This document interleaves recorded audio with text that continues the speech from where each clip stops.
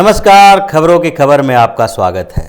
दिल्ली चुनाव की तैयारी में लगे अरविंद केजरीवाल अब डरे हुए से दिखाई पड़ने लगे हैं। उनको जो डर लग रहा है वो एक मुद्दे से डर लग रहा है और वो मुद्दा है नागरिकता संशोधन कानून। नागरिकता संशोधन कानून पर अरविंद केजरीवाल शुरू से थोड़ा कंफ्यूज रहे हैं। अगर अरविंद केजरीवाल ने बहुत दिनों तक इस मुद्दे पे चुप्पी साधे रखी, चुप्पी साधे रखने से जब उनको लगा कि हमारा नुकसान हो रहा है तो फिर उन्होंने अपनी चुप्पी तोड़ी और आम आदमी पार्टी की तरफ से मनीष सिसोदिया को आगे बढ़ाया। मनीष सिसोदिया ने इस मुद्दे पे बोलना शुरू किया और जब बोले तो फिर से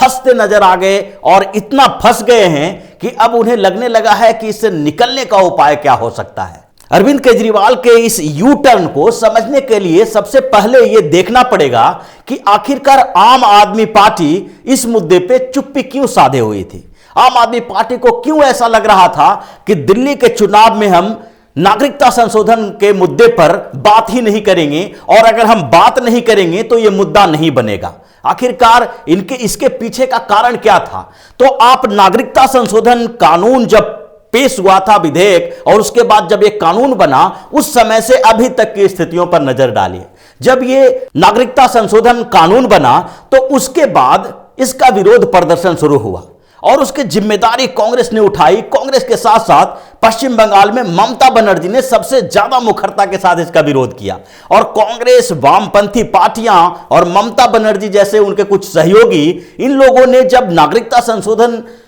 कानून का विरोध करना शुरू किया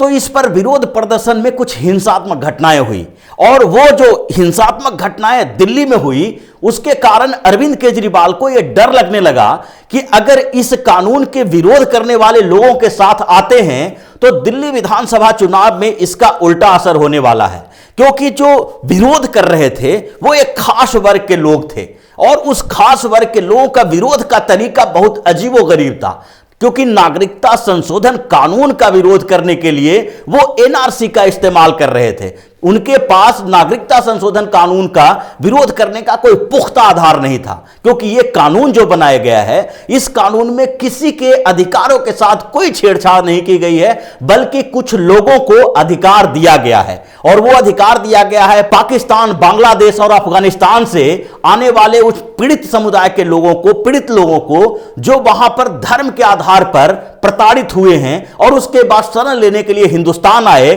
उनको नागरिकता देने के लिए इस कानून में बदलाव किया गया था। और जब यह कानून उन लोगों के हितों में है तो दूसरे वर्ग के लोग जिन लोगों ने विरोध किया उनको यह पता नहीं था और यह पता होने के बावजूद वो एक कोशिश कर रहे थे कि इसके विरोध के लिए हम कैसे ये कहें कि यह नागरिकता कानून किसी का अधिकार छीन नहीं रहा है बल्कि किसी को अधिकार दे रहा है। तो अरविंद केजरीवाल को लगा कि इस मुद्दे पे थोड़ी शांति बनाए रखें और इस बीच हम अपने कामों को लेकर ज्यादा प्रदर्शन करें, ज्यादा बताएं कि दिल्ली विधानसभा का चुनाव सिर्फ बिजली पानी के मुद्दे पर होगा, इसके अलावा कोई और मुद्दा इसमें होने नहीं दिया जाएगा। और उसके लिए उन्होंने आक्रामक तरीके से अपने कामों को गिनाना शुरू किया। वो विरोधी पार्टियों के ऊपर हमला नहीं कर रहे थे बल्कि अपना काम दिखा रहे थे क्योंकि उनको लगने लगा कि अगर मुद्दा जो बड़ा होगा, जितना ही बड़ा होगा मुद्दा उतना ही हमें नुकसान होने वाला है। लेकिन धीरे धीरे ये स्थितियां बदलती गई। जब नागरिकता संशोधन कानून का विरोध प्रदर्शन शुरू हुआ तो उसके बाद कांग्रेस ने इस मुद्दे को अपने पक्ष में करने के लिए कोशिश जारी रखी। वो लगातार सीएए का विरोध करती रही और विरोध करने वाले लोगों का समर्थन करती रही। अब अरविंद केजरीवाल को यह लगने लगा कि दिल्ली विधानसभा चुनाव जो दो भारतीय जनता पार्टी और आम आदमी पार्टी के बीच होता दिखाई पड़ रहा था, अब त्रिकोणीय मुकाबला यहां होना शुरू हो गया है। कांग्रेस भी अपने पूरे दमखम के साथ मैदान में उतर गई है और जिस तरह से कांग्रेस ने पिछले लोकसभा चुनाव और उसके बाद की स्थितियों को देखते हुए जैसे कांग्रेस दिल्ली में उभर रही है, उससे अरविंद केजरीवाल को यह लगने लगा कि या तो हम नागरिकता संशोधन के समर्थन में हो या तो उसके विरोध में हो। अगर दोनों स्थिति में नहीं हो तो कम से कम ऐसी स्थिति उत्पन्न कर दें जिससे दोनों वर्ग के लोग कंफ्यूज हो जाए। यानी एक तो जो इस कानून का विरोध कर रहे हैं उनके समर्थन में भी छोटी छोटी बातें ऐसी कर दी जाए जिससे वो खुश रहें और उनको ये ना लगे कि हम जिस चीज का विरोध कर रहे हैं, जिस कानून का विरोध कर रहे हैं, उसमें आम आदमी पार्टी बिल्कुल ही उससे अलग थलग है। और ये स्थिति जैसे ही उत्पन्न हुई उसके बाद अरविंद केजरीवाल ने ऐसा बयान देना शुरू कर दिया और उसके बाद मनीष सिसोदिया को आगे बढ़ाकर यह बताया गया कि शाहीन बाग के जो विरोध प्रदर्शन करने वाले लोग हैं हम उनके साथ हैं। और ऐसी स्थिति यही डरा रही है। अरविंद केजरीवाल इस बात को लेके समझ नहीं पा रहे थे कि जब नागरिकता संशोधन कानून के कारण पूरे देश में हंगामा चल रहा है तो भारतीय जनता पार्टी दिल्ली के चुनाव में इस मुद्दे को क्यों न उठाए। अगर आम आदमी पार्टी दूसरे जगह पर चुनाव लड़ती है तो वहां पर भी ऐसे ही मुद्दों को उठाती है जो वो दिल्ली में काम कर रही है। अगर भारतीय जनता पार्टी के केंद्र में सरकार है और उसने कुछ कड़े फैसले लिए हैं, कुछ बड़े फैसले लिए हैं, तो वो भी हर चुनाव में उन कड़े और बड़े फैसलों का इस्तेमाल करना चाहेगी। और यही यहां पर हुआ। जैसे ही अमित शाह की रैली हुई और जैसे ही भारतीय जनता पार्टी के नेताओं ने कहना शुरू किया कि हम नागरिकता संशोधन कानून जैसे लेके आए हैं, उसके बाद जो इसके विरोध में आए हैं उनके पास विरोध का आधार नहीं है बल्कि एक भ्रम फैलाने की स्थिति है ताकि उससे जो पहले काम किए गए हैं जैसे कश्मीर से विशेष राज्य का दर्जा हटाने वाला काम हो या फिर पाकिस्तान को कठोरता से जवाब देने वाला हो, ये सब निर्णय जो सरकार ने लिए हैं वो थोड़ा सा दब जाए। और ऐसे ही जैसे ही भारतीय जनता पार्टी ने इन मुद्दों को जीवित करना शुरू कर दिया और दूसरी तरफ कांग्रेस बढ़ चढ़कर नागरिकता संशोधन कानून के विरोध करने वालों के साथ खड़ा नजर आई तो उसके बाद अरविंद केजरीवाल डरने लगे। अब उनको लगने लगा कि अगर हम इस पर बिल्कुल ही कोई स्टैंड नहीं लेते हैं तो ऐसी स्थिति में इसका फायदा या तो कांग्रेस उठाएगी या भारतीय जनता पार्टी उठाएगी। तो कुछ तो इसका फायदा हमें भी मिले, इसको लेकर वो फिर से शुरू हो गए नागरिकता संशोधन कानून के ऊपर बात करने के लिए। और ये डर जायज है क्योंकि ये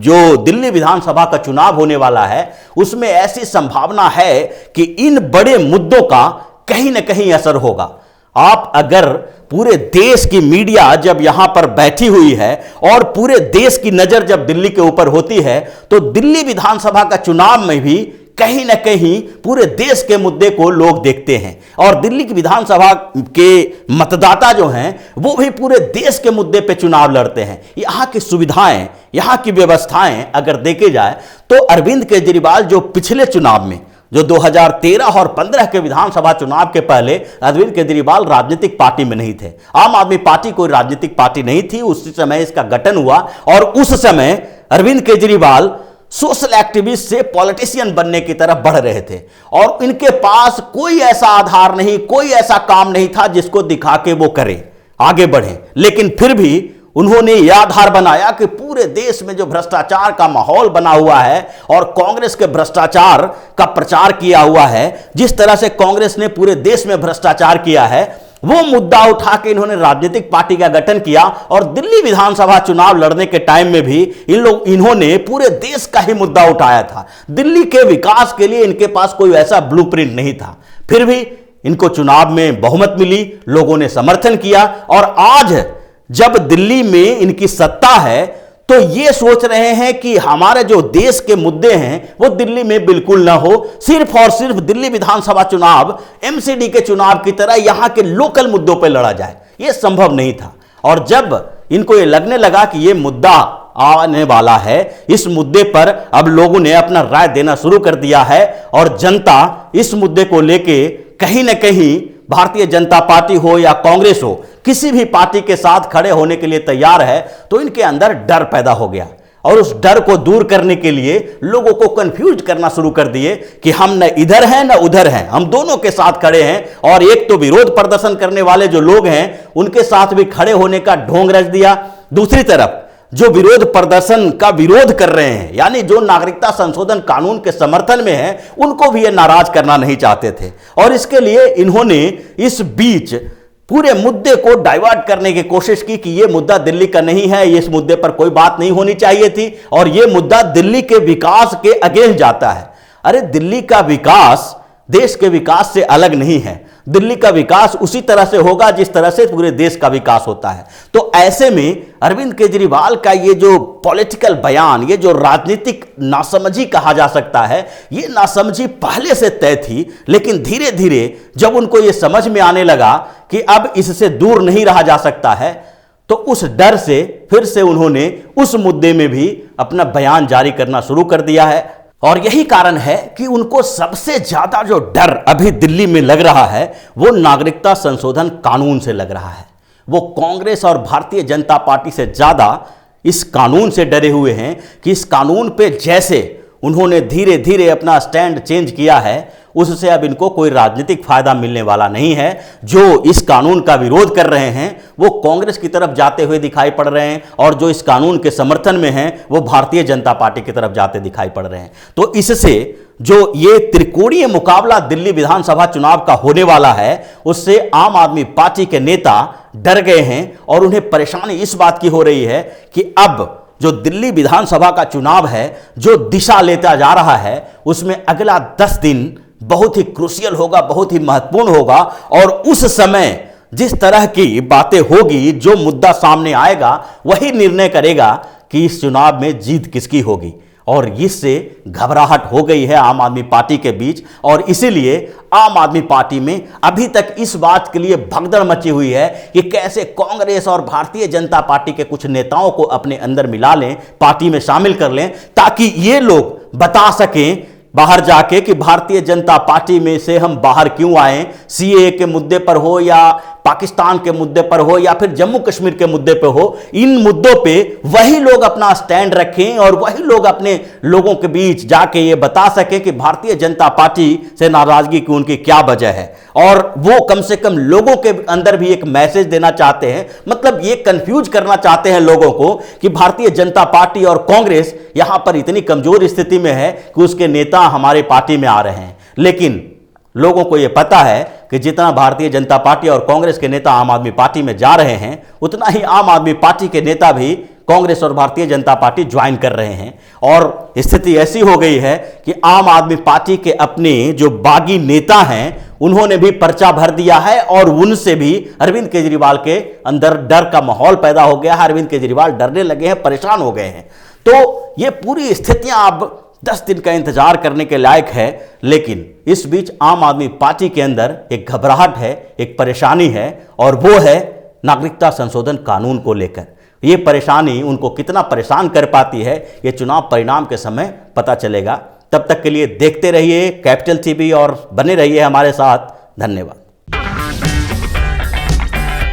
अगर आपको हमारा वीडियो पसंद आया हो तो इसे लाइक करें, हमारे चैनल को सब्सक्राइब करें